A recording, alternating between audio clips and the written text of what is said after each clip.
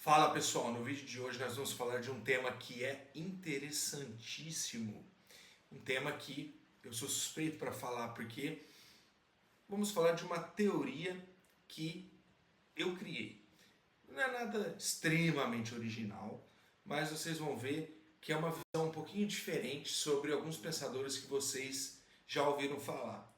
Então, em resumo, o nome da aula é Darwin, Marx, Dostoiévski e Nietzsche, os quatro cavaleiros do Apocalipse. Então, por que os quatro cavaleiros do Apocalipse e por que essa aula hoje? Basicamente, eu estava lendo aqui o Arquipélago Gulag. E o Arquipélago Gulag é um livro perturbador e interessantíssimo sobre os abusos, e desafios aí do povo russo durante o regime Stalin, durante o totalitarismo. E eu vou abrir com uma citação aqui, do Arquipélago Gulag. Mas tudo vem de mais longe ainda. Sem o saber, resgatávamos a liberdade com que nos restava. Moedas de cobre e peças de 10 copeques das moedas de ouro deixadas pelos nossos bisavós, nos tempos em que a moral ainda não era considerada relativa e o bem e o mal se diferenciavam simplesmente através do coração. Então, o trecho interessante aqui é essa questão da moral ser considerada relativa. E é isso que vai encaixar essa visão dos quatro cavaleiros do Apocalipse. E eu quero que vocês percebam que aqui, hoje eu estou com o meu notebook como um instrumento de gravação, mas eu não estou utilizando nenhum prompter, nenhum texto programado, nenhum roteiro, porque justamente eu preparei uma aula aqui sobre uma ideia em nascimento, para vocês verem como é também esse fervilhar de ideias, esse criar de ideias de alguém que se insere no mundo da filosofia. Então, basicamente, de onde surgiu essa minha ideia de que os quatro pensadores aí, Darwin, Marx, Dostoiévski e Nietzsche, são os quatro cavaleiros do Apocalipse? E eu coloquei nessa ordem porque é a ordem cronológica de nascimento dos quatro. Se não me engano, Darwin 1808, Marx 1818, Dostoiévski 1821 e Nietzsche 1844, alguma coisa assim. Enfim, se eu errei, desconsidere. Mas, basicamente, a ordem é essa.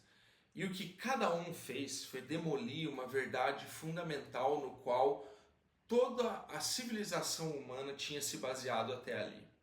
E é por isso que eles são os fundadores e são os profetas do século XX e, de uma certa forma, até do XXI também.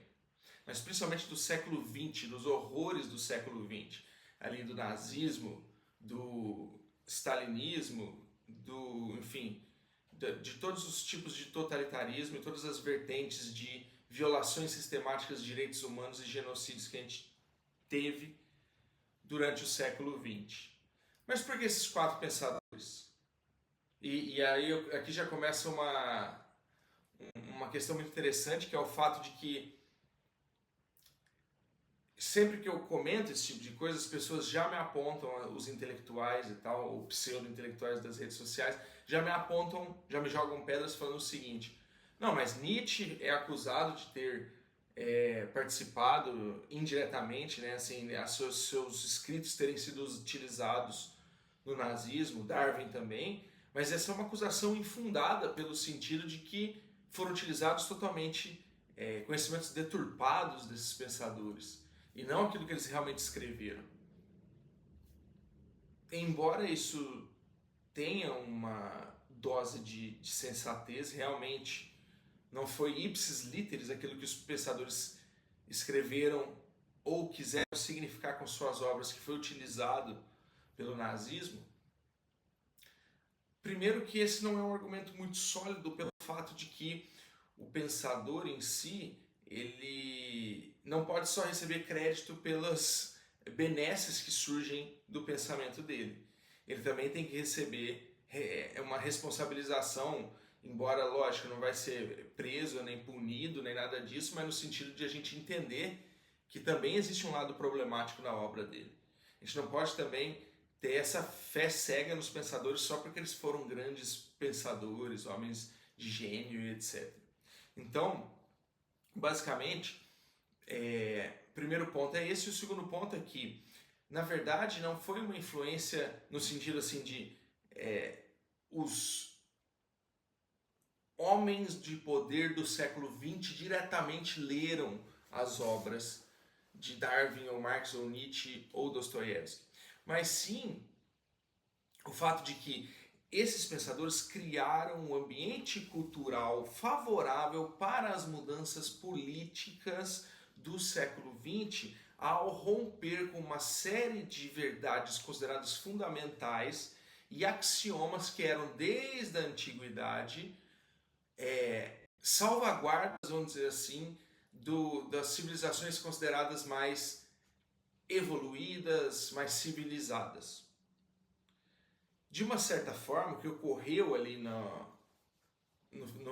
com o iluminismo, né, desde o renascentismo, com a retomada do pensamento grego, foi uma espécie de repetição do que aconteceu na própria Grécia. Se a gente estudar o que aconteceu na própria Grécia, né, e existem muitos paralelos, por exemplo, hoje os Estados Unidos de hoje com a Atenas da Liga de Delfos, da Guerra do Peloponeso e tudo mais, mas se a gente estuda a história, a trajetória do pensamento grego pré-socrático e até anterior, mitológico primeiro, homérico, depois pré-socrático, depois platônico, e aí o pensamento já mais estoico e, enfim, se direcionando para o mundo romano, agora greco-romano, a gente vai ver que existe um movimento muito similar no iluminismo, que até é demonstrado justamente por exemplo, Goethe no Fausto II.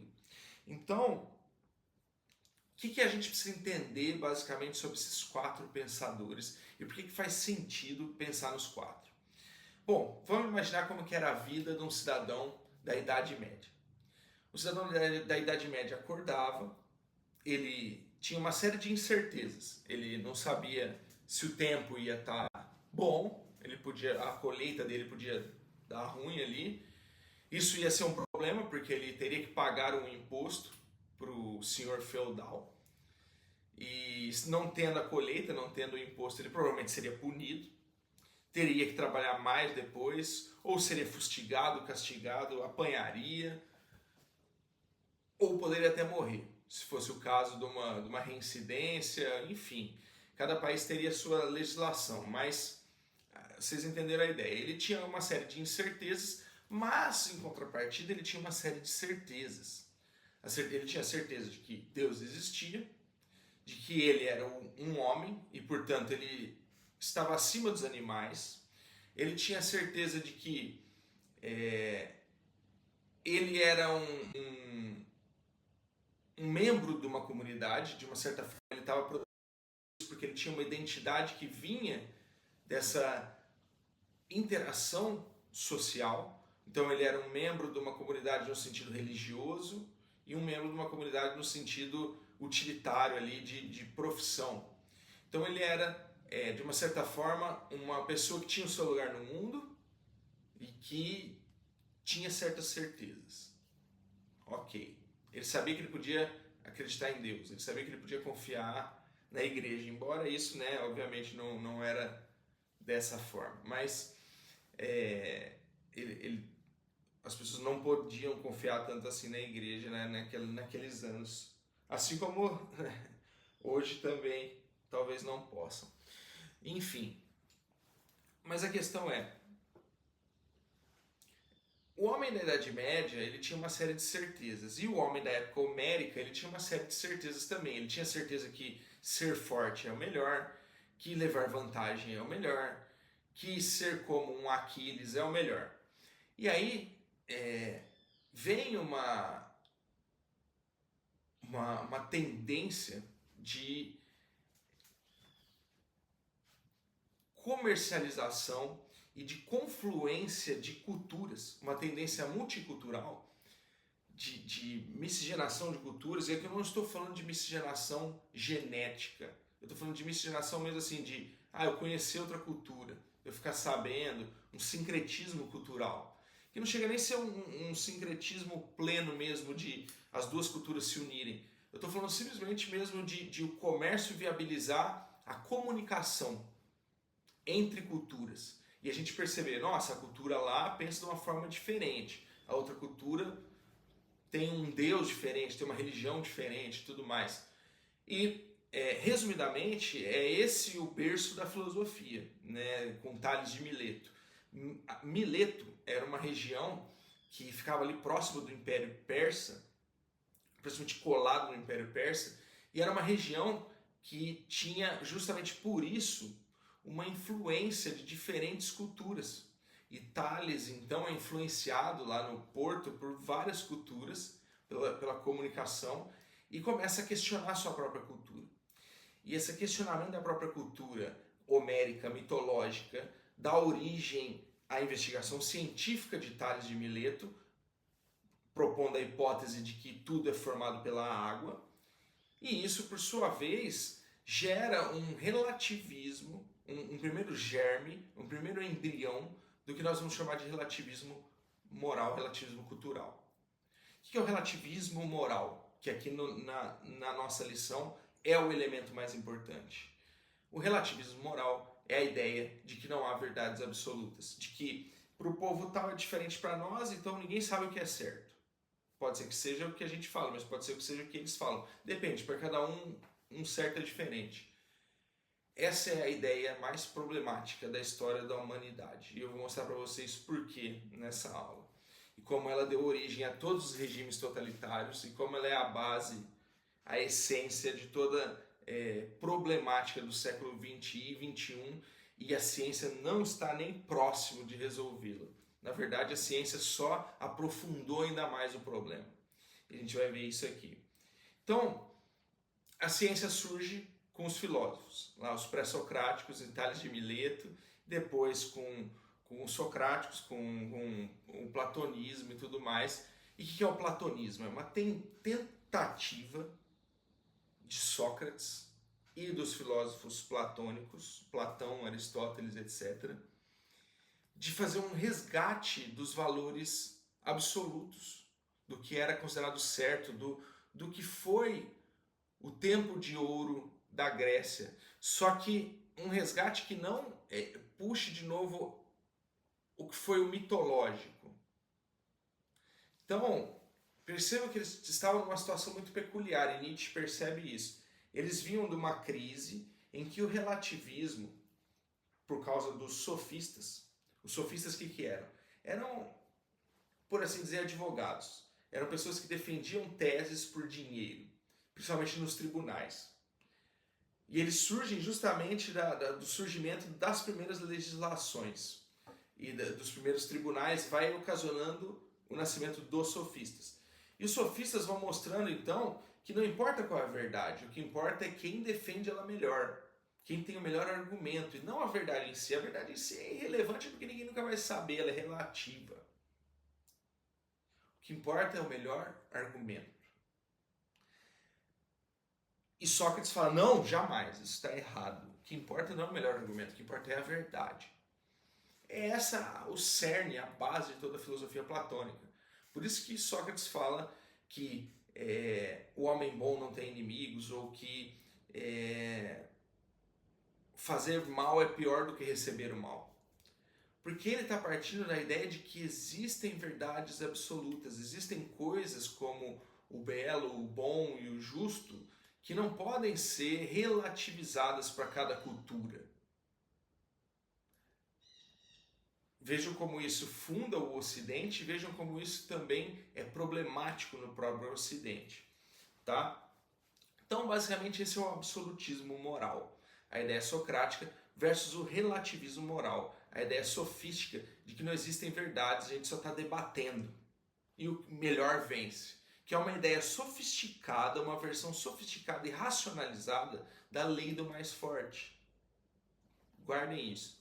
Enquanto o absolutismo nada mais é do que uma tentativa simbólica de superação do biológico, de vamos eliminar essa ideia de lei do mais forte, vamos eliminar a seleção natural, vamos eliminar tudo isso e vamos criar uma sociedade artificialmente justa, porque ela na verdade é a verdadeira justiça, porque o que o ser humano alcança como ideias não é o que está no mundo, porque o que está no mundo é pura ilusão, é a caverna.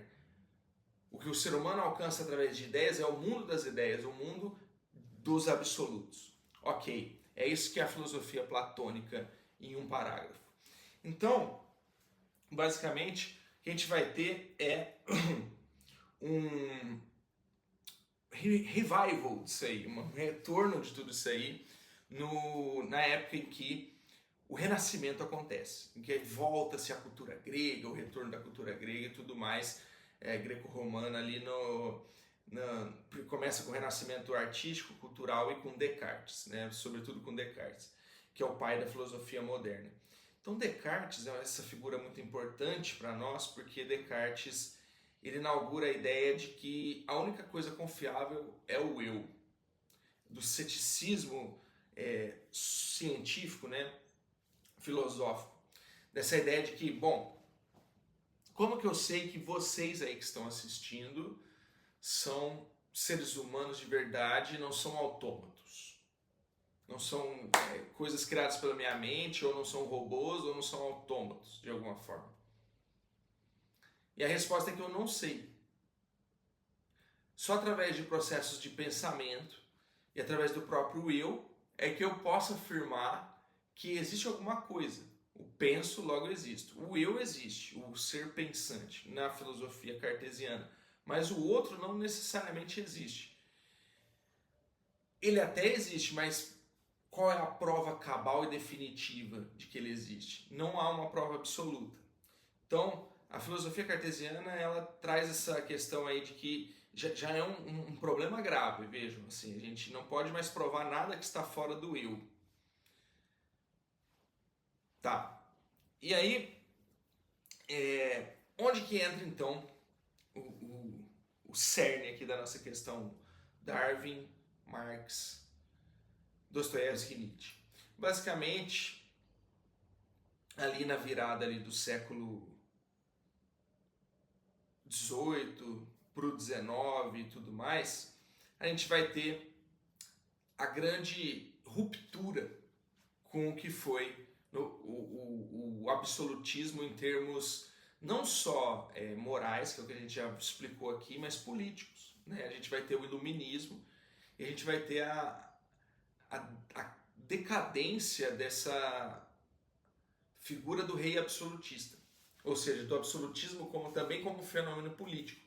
E de uma certa forma, essa ascensão da burguesia com a queda do absolutismo e a ascensão também da ciência, da classe científica, são movimentos todos unidos. São todos movimentos que fazem parte de uma mesma corrente, que vai dizer o absolutismo está ultrapassado, não há verdades absolutas, o que a gente precisa agora é de um método de investigação relativístico. Um método de ganhar dinheiro relativístico, um método de entender o mundo relativístico, um método que permita a gente, por exemplo, não sentir remorso por estar explorando, por ser constituinte da elite, enfim. Isso também não é nada, nossa, muito novo. Mas o que é novo aqui é o impacto que esses pensadores vão causar em termos de desestabilização dessas verdades morais que desde Platão e Sócrates vinham se sustentando de forma capenga, mas vinham. Então já há pensadores anteriores que tentam, de uma certa forma, irem relativizando, flexibilizando as ideias centrais de Santo Agostinho, São Tomás de Aquino, Platão, Sócrates, enfim. As ideias religiosas, as ideias da mitologia ocidental, mitologia religiosa ocidental. De que toda a vida é digna, que é uma ideia que está em São Tomás de Aquino, de que todos somos pecadores e temos que então trabalhar para limpar isso e fazer o bem, que é uma ideia que está em Santo Agostinho. A ideia de não ter inimigos, de fazer o bem, de que fazer o mal é pior do que receber o mal, que está em Sócrates e Platão. Enfim, essas ideias de que existe um bom, um belo e um justo, e portanto existe uma entidade absoluta por trás, porque se existe algo absoluto, tem que existir um ser absoluto que cria esse absoluto, ou que vive esse absoluto. A própria existência precisa de um elemento condicionante, enfim, qualificante absoluto. O que eu quero dizer aqui? Quero dizer que se não há verdade absoluta, não há Deus, não há um ser absoluto. Então vejam como começa a se tornar um problema grande a falta de uma verdade absoluta aqui. A justificativa para o poder, a justificativa, a legitimação para todo o Estado, para todo o governo, começa a se tornar muito frágil, porque até o absolutismo era o quê? Deus. E agora que a gente não tem mais Deus, a gente vai justificar o poder como? Deus está morto, disse Nietzsche. Então, tudo começa com Darwin. Darwin ele vai mostrar, ele vai quebrar a primeira verdade fundamental, que é o homem veio de Deus, o homem nasceu à semelhança de Deus. Na verdade, Darwin vai falar, o homem veio à semelhança do primata. O homem é uma continuação do primata, o homem é simplesmente um produto da evolução, de forças naturais que foram moldando, através da seleção natural, o cérebro humano e criando o homem. Esse é um baque gigantesco. A ideia de que nós não fomos criados à semelhança da divindade, que nós não somos um espelho da divindade. Esse é o primeiro grande baque que o ser humano sofre em termos de, desde a antiguidade e ao longo de toda a história humana, o ser humano sempre se considerou algo diferente dos animais. Assim, estou falando ao longo da história humana. Ao longo da história humana documentada, que a gente sabe. E ocidental, sobretudo, né? Porque a oriental já é um pouquinho diferente, mas mesmo a oriental chinesa, por exemplo, vai considerar totalmente que o ser humano está totalmente acima dos animais. Que os animais são um ser que não tem a consciência, a capacidade de raciocínio do ser humano, de julgamento, de entendimento. Por exemplo, o confucionismo defende os ritos. Como que os animais vão fazer os ritos? Se para o Confúcio até um ser humano que não faz os ritos já é inferior, imagine os animais. Enfim, a questão é, o ser humano sempre se considerou, por causa da racionalidade, por causa da comunicação, por causa de habilidades e atributos que os animais não possuem, sempre se considerou a par da natureza, fora da natureza, mais que a natureza, o dono da natureza, capaz de controlar a natureza. Isso está na base de todos os esforços civilizacionais humanos e toda a criação, vamos dizer assim, de uma técnica humana. Pois bem, Darwin vai lá e diz, não, o homem não está acima da natureza, ele é um objeto da natureza. Ele não é um agente, um sujeito que cria e vai lá e determina a natureza. Ele é um objeto determinístico, que é determinado pela natureza. Pronto. Já tiramos a primeira grande verdade fundamental, a primeira grande certeza que o ser humano tinha. Eu estou acima dos animais. Eu não devo agir como animais. Já era.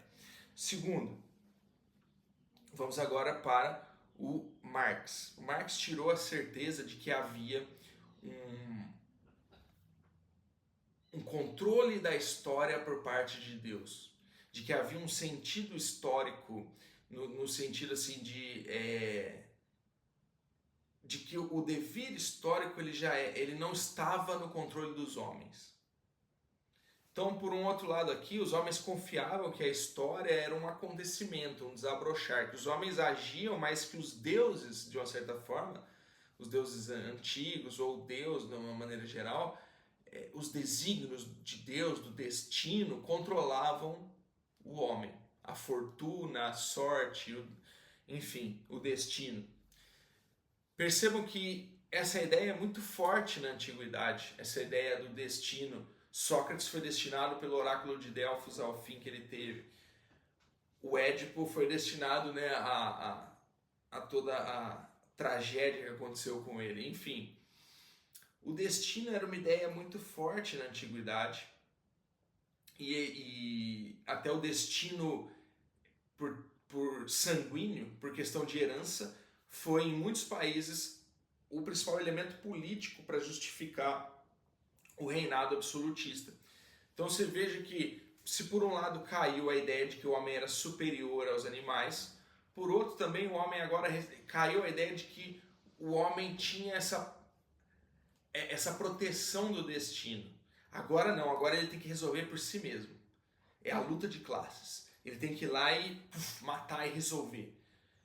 Ou se não matar, fazer greve, dar um jeito. Porque se ele não der um jeito, o destino, Deus não vai resolver as coisas. Não existe nada disso. A religião é o ópio do povo. Esse é o segundo grande baque que o ser humano sofre. Então, agora ele é só um animal, e ele é um animal que não pode contar com ninguém. Ele tem que fazer o seu próprio destino histórico. Terceiro, Dostoiévski. Dostoiévski mostra que o relativismo moral, né, ele, influenciado pelo Darwin e pelo Marx, por esses dois pensadores anteriores a ele, né, e anteriores é um termo forte, porque são praticamente contemporâneos, mas principalmente pelo darwinismo, pela ciência, pelo iluminismo, o Dostoiévski ele vai ser um grande crítico do iluminismo, e ele vai mostrar que o iluminismo, prometendo revelar os grandes segredos do homem, prometendo agora desmistificar, eliminar todas as mitologias e mostrar através da ciência tudo, revelar tudo ao homem, na verdade o iluminismo conduziria ao niilismo, conduziria à ideia de um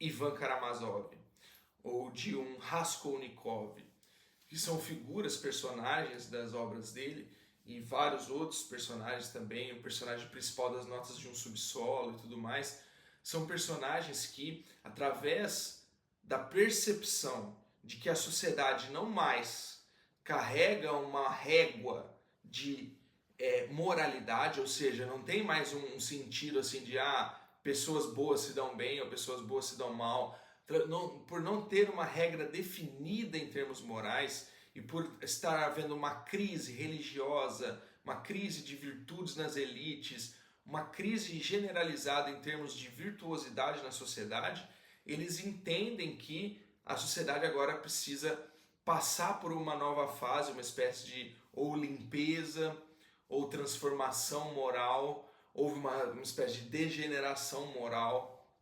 Então eles entendem que o iluminismo carregou até o niilismo, e o niilismo leva esses indivíduos, o niilismo que eles percebem no restante da sociedade e neles também, o cinismo de todos, leva eles a se tornarem amargurados, cidadãos antissociais, que odeiam a sociedade, que se pudessem entrariam armados e matariam todo mundo. E depois meteriam uma bala na cabeça.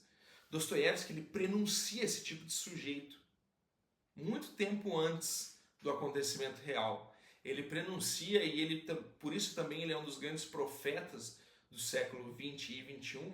Ele prenuncia como o niilismo levaria um jovem vagabundo a ter a ideia, vagabundo que se considerava com grandes aspirações morais, mas não valorizado na realidade, não reconhecido, não justificado, levaria esse jovem a ter ideias no seguinte sentido: se Napoleão, homens como Napoleão mataram, foi porque eles precisavam fundar uma nova ordem, precisavam fazer uma coisa grandiosa, e nesse sentido a coisa que eles iam fazer justificava a eliminação daqueles inferiores que ele eliminou.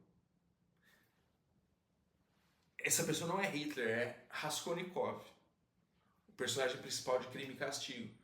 Mas é exatamente a mesma história de Adolf Hitler. Então percebam como Dostoiévski ele leu o clima político e mais do que ninguém, do que todos esses outros pensadores, ele entendeu a psicologia do homem europeu e do homem em geral no final do século XIX, início do século XX.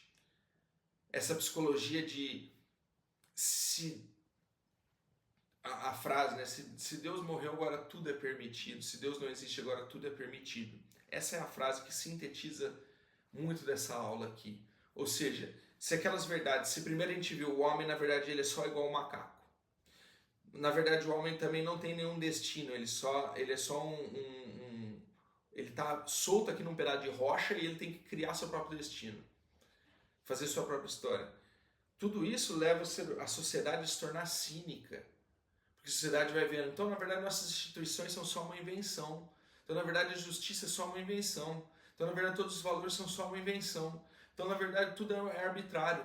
Então na verdade tudo é o arbitrário cultural. Então na verdade tudo é uma luta pelo poder. Então na verdade quem tiver mais poder ganha.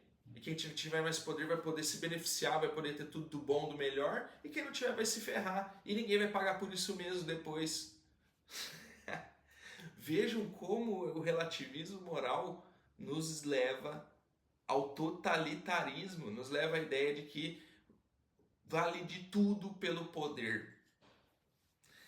Então, para fechar essa aula aqui, para não estender demais ainda, que já ficou bem extensa, eu quero passar para vocês aqui a última parte que é sobre Nietzsche, mas a gente já adiantou bastante aqui, né? Nietzsche então vai ser aquele que vai selar o caixão no sentido de perceber tudo que esses três anteriores fizeram, denunciaram, diagnosticaram, revelaram, propuseram e criaram. E ele vai lá e vai falar: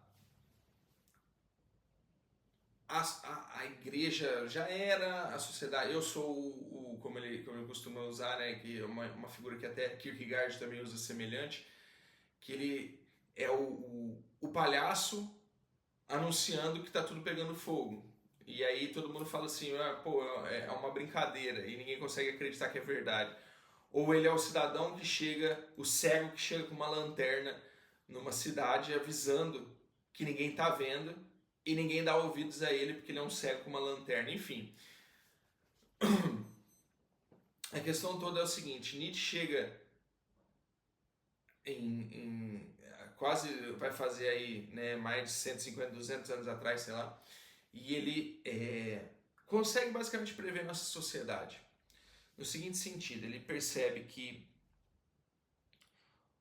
o relativismo moral vai acabar ocasionando uma ascensão da democracia, uma diluição dos valores no sentido de grandeza do homem, e agora uma mediocridade generalizada que vai fazer com que não existam mais grandes indivíduos, mas sim todos bem medianos, e de uma certa forma vai inaugurar um outro tipo de crise que ele propôs seria solucionada pelo Ubersmensch, pelo super-homem. A ideia do super-homem nietzschiano aqui é a ideia final para a gente fechar o nosso quadrilátero, nossos 4 cavaleiros do Apocalipse. Então, com Darwin a gente aprendeu que o homem é igual a um animal e pode agir igual aos animais. Não só pode, como não tem outra escolha. É a seleção natural. Com Marx a gente aprendeu que o homem está sozinho e ele tem que lutar pelo seu próprio destino. Com Nietzsche e com Dostoiévski a gente aprendeu que se Deus não existe, tudo é permitido. Ou seja, não há mais travas para os poderes, para quem tem estômago. Para quem tem estômago para matar, não tem mais trava. Para quem não tem consciência. E com Nietzsche a gente aprendeu que é preciso agora, para essa nova sociedade, essa sociedade que destruiu todas as verdades que a gente tinha anteriormente, é preciso um novo tipo de homem. Um homem que está acima do bem e do mal, que está acima da moral comum, que dialoga muito bem com Dostoiévski aqui. E que é um homem justamente que não se apega a tudo isso. Lógico, Nietzsche não quis que o Zaratustra dele, que é esse homem, esse super-homem, fosse na verdade, o Zaratustra é uma ponte para o super-homem, né? Ele não é o super-homem em si, mas enfim. Ele queria que o Zaratustra dele não fosse, obviamente, uma ponte para um genocida. Mas perceba que, novamente, como eu falei, por mais que ele não quisesse, ele acabou criando o clima cultural que permeou a sociedade europeia dessa ideia de que um novo tipo de homem tem que surgir, tem que ser um homem forte, honrado, grande, que não ligue para as mesquinharias do bem e do mal. Sejam sinceros, como fácil é interpretar isso como precisa de alguém com estômago que faça a limpeza social. Então julguem por você mesmos, mas enfim, esses quatro pensadores, que são quatro pensadores que eu gosto, que eu admiro, né, assim, as obras deles, Marx um pouquinho menos, mas enfim, mas eu já gostei muito de Marx, mas eu gosto de algumas coisas do Marx, mas menos que os outros três, mas os quatro são grandes pensadores, mas de uma certa forma eles abriram a caixa de Pandora. E eles são os quatro cavaleiros do apocalipse moderno. São eles que profetizaram e criaram, de uma certa forma, o ambiente cultural no qual se deu o nazismo, o stalinismo, Mao Tse-tung, todos os grandes fanatismos do século XX e totalitarismos do século XX. E, por que não, do século XXI, embora a gente ainda não esteja com um totalitarismo evidente, assim, a não ser talvez um pouco mais na Rússia, mas enfim. Meu nome é Lucas, essa foi a aula de hoje e esse é o Movimento Apolíneos.